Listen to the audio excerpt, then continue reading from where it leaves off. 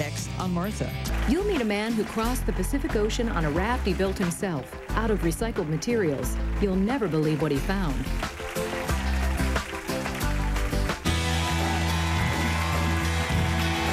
know that there are approximately 3.5 million tons of plastic in our oceans. Take a look at this. These plastic particles were collected from the Pacific by my next guest, who sailed from California to Hawaii on a raft constructed of 15,000 reused plastic bottles to raise pollution awareness. And he's here today to share his research with us. Please welcome Dr. Marcus Erickson. And this is horrible. Yes. So that's an example we find in the ocean. We find this debris here. I want to show you what I found. When I first began this issue 8 years ago, I was a high school teacher. I chaperoned 14 students going to Hawaii and to Midway Island. Now, Midway is midway between Japan and California. Right. Went there looking at birds, and I was picking up like toothbrushes, cigarette lighters, action figure leg, little medicine bottles.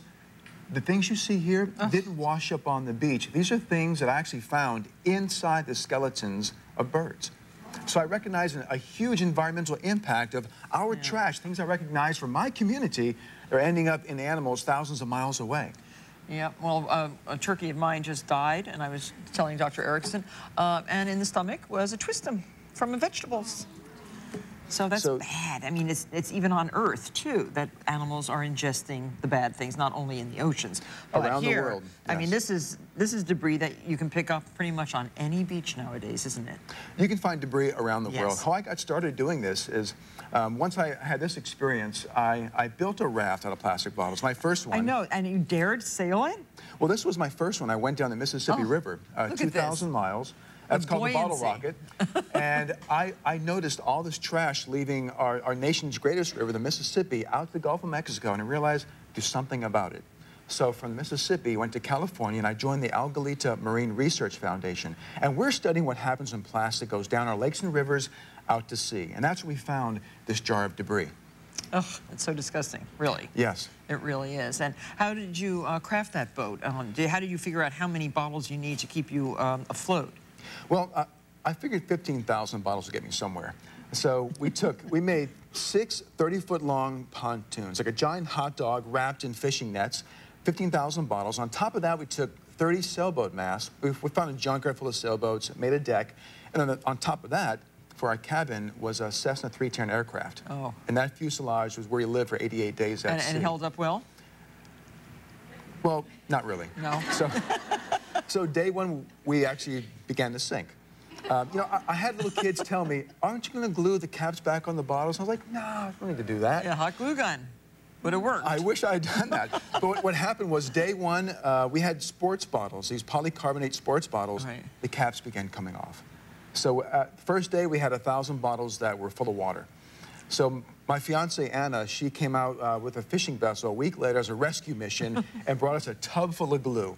So we spent that first day just gluing caps back on bottles. And for the first month at sea, we were still making this boat seaworthy as we were heading to Hawaii. Well, now, if we were going to just take a skimmer, a strainer, and skim the top of the ocean as we are, you know, sailing blithely by, what would we find?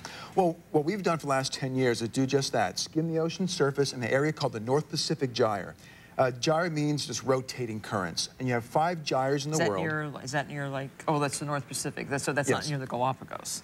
Oh, you have a South Pacific gyre, yeah, I North think I was Atlantic. in that one, yeah. Okay. Well, they're all full of plastic, we're discovering. But we focus on the North Pacific. And for example, if you go halfway to Hawaii, where I just traveled to, in the middle, we drop our nets, skim the surface, and we find there's far more plastic than anything else. So where's it coming from? I mean, is this the barges that we think we're recycling, right? We buy our water in plastic bottles, we buy our soda pop, and then we put it in the recycling bin and we send it to the recycling area of our trash compactors or whoever it is. And where do they go? Well, the truth is most of the trash comes from us. It's as simple as a bottle cap washing down a storm drain out to sea. And we actually got some more bottles. So it's not barges dumping it? No. Or, that's a misconception that it comes from the maritime industry, fishing boats and fishing vessels dumping trash. No, I don't mean that. I mean when I see these barges going out the Hudson River every single day loaded with trash. They're going somewhere. Yes. And that could be some. Those are going to landfills on land, and some may blow into the ocean. Yeah. But the truth is that most of it is coming from, like I said, a bottle cap or a bag or a bottle washing down storm drains and blowing out to sea. So what should we be doing as individuals to make sure that we are not putting so much plastic into the oceans? Well, the solutions are, well, it's not recycling. That's a very small part, and only 5% of plastics may get recycled. I had a chance to go to our nation's largest landfill in Puente Hills. They get 1,300 tons of trash a day. Oh, and I asked them, where's all the plastic go? They reclaim some plastic. So you suggest we don't use plastic at all, right? Get off the single-use plastics. It makes no sense that we've invented a material plastic designed to last forever, non-biodegradable, it's UV resistant, then we make products that are designed to be thrown away. It makes no sense. So getting off of the disposables. Doesn't that make sense, everybody? It does. So everybody in our audience can help make a difference because you're all going home with an eco-usable bottle. Fill this with your water. This is a really good idea. Yes, that's a solution. This is a good idea. And these bags, there are alternatives to the bags and bottles. Right. My fiance makes these from old T-shirts. They can replace the bags that we consume in grocery stores. And carry this with you to the grocery store. Do not accept the bags that they're handing out, right? Yes, just refuse to consume. If you do, use that for other purposes. I use them and use them and use them until they fall apart. Yes. So, but thank you so much. This is certainly bringing awareness to our audience. And for more information, log on to marthastewart.com. We'll be right back.